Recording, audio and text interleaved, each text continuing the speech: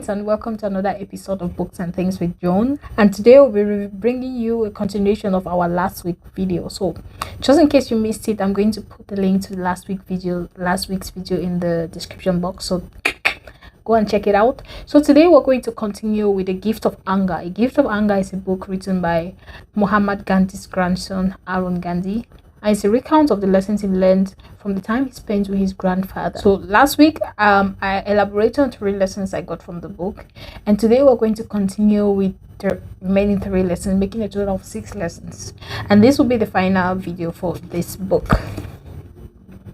Okay, so without further ado, I'm just going to jump into the lessons just so I don't have to make this video unnecessarily long.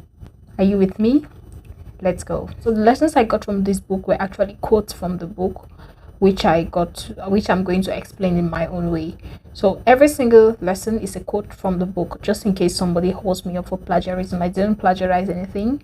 Every single lesson is a direct quote from the book, which I'm going to read right now. The 4th lesson says that people have never been more connected than they are now, but sometimes it seems that they have never been more lonely. And this is just a lesson that when I read, it resonated with me because it's very common. Social media has made the world like into a global village where people can talk using FaceTime. They can talk with people miles away, with people close. And funny enough, some people actually sit in their own houses and they text each other. That's insane. And that's just something that it got me thinking. Some people actually text each other when you're in the house. They could actually communicate, but they prefer to text. And it's something, for me, that's the beginning of loneliness. Because as human beings, we're meant to interact. We're social beings. And there's a level of interaction that comes with in-person interaction, that's face-to-face with me talking to you, experiencing and sharing and laughing, than when it's through the phone. There's just something about the phone, personally, that I feel like it makes it not so enjoyable. Yes, I would love to talk to somebody through the phone, but I would prefer if that person is with me. And if I have the opportunity of having a discussion with you, I would rather you don't text me when you see me. It doesn't make any sense. I feel like some of these social media platforms are created so that we can talk with people who are far away, but once we're already close, why text me? I can see you, just talk.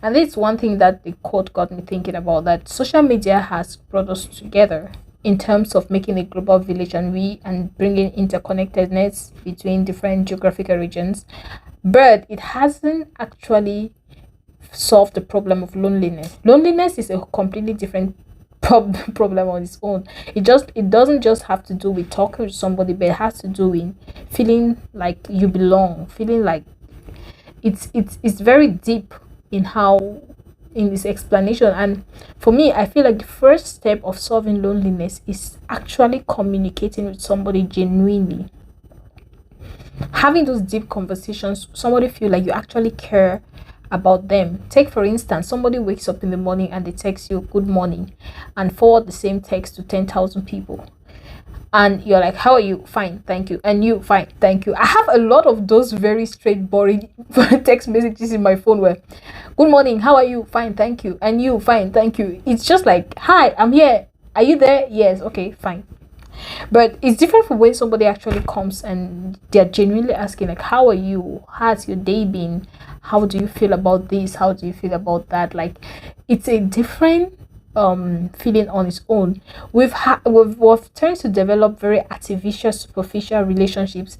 Like, we have 10,000 friends, but out of the 10,000 friends, we can't actually point our real friends. So social media has somehow made us substitute quantity for quality. We have a lot of relationships, but how many of these relationships are actually quantifiable, are actually authentic, are actually real, can actually be something we can go back to and say, like, yes, this is my friend. So social media has made us connected, but it has actually killed the value of friendship in a subtle kind of way.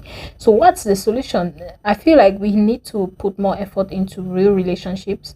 Don't not just the hellos and highs and having 10,000 friends. Like, ask yourself who actually cares. Just disappear from social media and see who is going to come and ask you what happened. Are you okay? Those are people that actually care. Those are people who actually are concerned about your well-being. They are not just concerned about the pictures you post or how you look on what you say and just the superficial things, you know.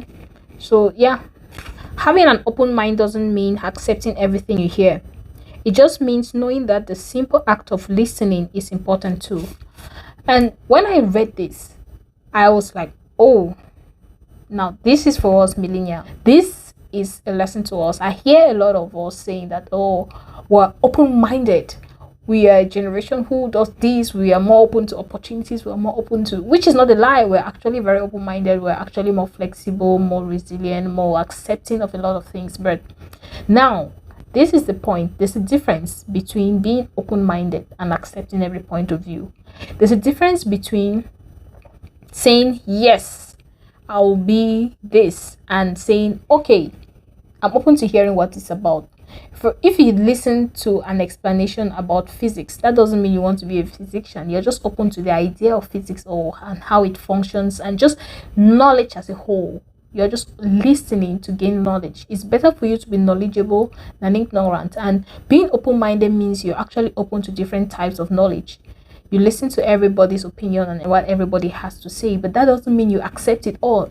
If you accept every single thing everybody has to say on the guise of being open-minded, you're actually going to have no opinion of your own. You're going to, like we said in the last week's video, you won't be able to think for yourself. Now, the reason why you're open-minded is so that once you grasp all this information, you can think for yourself. You can analyze each and every one and make the decision on your own. It doesn't mean you have to accept every single point of view that comes your way. I hope that makes sense. A clean confession combined with the promise not to repeat the mistake can help others trust you again.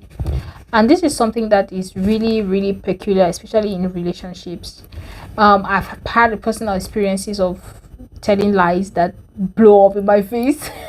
I guess we've all actually lied, and later on it blew up so bad and we're like, oh my god, how stupid was I to even think about this lie? Why did I not just say the truth? Like, how bad can the truth be? And if you get to think about it, the truth is actually easier than lie, because once you tell a lie, you have to cover it up with another lie and another lie and another lie, and it just becomes a long chain of unending lies, and you actually get a master's degree in lies telling. So after personal experiences of my own, I've come to realize that it's not worth it. You know, all those unending chains of lies upon lies upon lies, it's actually not worth it.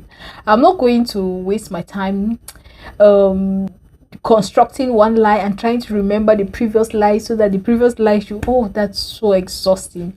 So enough about lies. Let's just talk about what the lesson is. The lesson says that confession. So what happens after you've lied? You confessing the lie and acknowledging that, okay, yes, I lied and it's never going to happen again, can actually make somebody trust you. And the most important thing about relationships and friendship is the trust factor. Once the trust is not there, it's actually a very dangling stool. It can't stand properly. So the idea is for you to be able to pick up the trust factor from after the lie has dropped. I don't know if that makes sense. Yeah, be able to save the trust. So once you're caught in a lie, what do? Confess. As easy as that. Just say, okay, I lied and I lied. Now don't try to justify the lie. Just say, okay, fine, I lied. I messed up. What I did was wrong and I'm sorry, and it will never happen again. I hope you can trust me. And just the fact that you acknowledge that you did wrong, it's an opportunity for a second chance. People actually respect honesty. And please don't wait that they should catch you first in the lie before you're like, you know. No. The best thing about the confession being authentic is when you come forth on your own. Don't wait to be caught and you're like, because you have caught me, let me just tell you what happened. True. Swear to God. Sometimes the person may not actually know you're lying, but they just feel this inner sense of uncertainty. They just feel like there's something you're not telling them, and that doubt, that void, can actually break a lot of friendships. I feel like those are the lessons I learned from The Gift of Anger by Arun Gandhi. I love reading it and I hope you enjoy it too as well. Without further ado, I'm just going to move out and I'll see you next week. Bye bye.